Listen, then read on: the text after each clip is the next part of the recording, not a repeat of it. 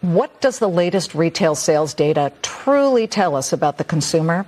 The Department of Commerce today saying that January retail sales fell 0.2% month over month, following a flat reading in December. The January figure came in slightly above analyst forecasts of a 0.3% decline.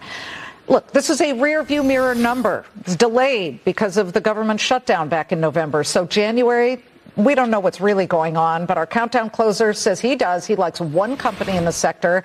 He's got $4 billion in assets under management. Regan Capital CIO Skyler Weinand. All right, Skyler, you're feeling confident enough about one name. Reveal.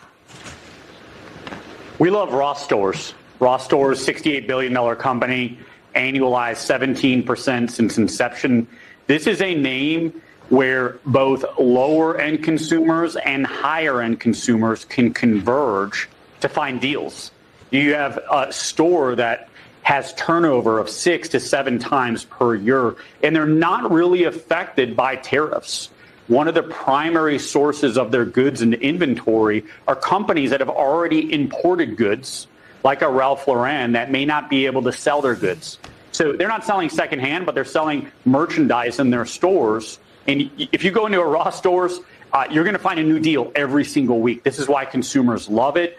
Great dividend payer. And yeah, it's ripped in the last year, but we think it's going to continue to go at 15 to 20% annualized per year. Yeah, this is a so-called treasure hunter type of retailer where you go in hoping to find a deal. You don't necessarily have in your mind exactly an item that you want.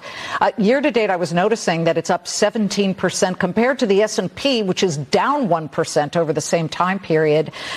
It just makes me wonder, we don't really know what's going to happen, especially considering there is sort of tentative retail behavior if you look at the January numbers. That said, give me a broader picture that you have of the economy, because for the first time I saw one person's note saying, watch out for the recession. It was you. You said recession proof. That is Ross Stores. I haven't heard the word recession. You don't see a recession coming, do you? Well, we had a pretty bad job print this morning. True. Jobs were actually down roughly 90,000. The revisions were horrible. Unemployment picked up. Then we start thinking about AI. We start thinking about these very high quality investors and workers that could get laid off in the next 3 years. Where are they going to go?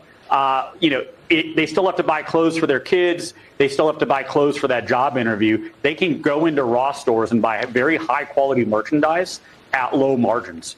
Ross has this really unique purchasing program where if they buy a pair of socks for $2, they sell it for $3.99.